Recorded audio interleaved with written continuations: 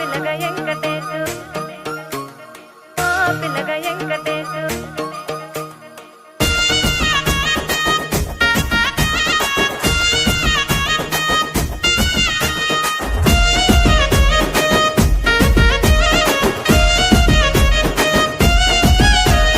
సిద్ధిరాల మనసు నాది చిన్నగా పోతుంటావో చూడక పోతుంటావో ఇంట్లో చిన్నదాన్ని నేను సిద్ధిరాల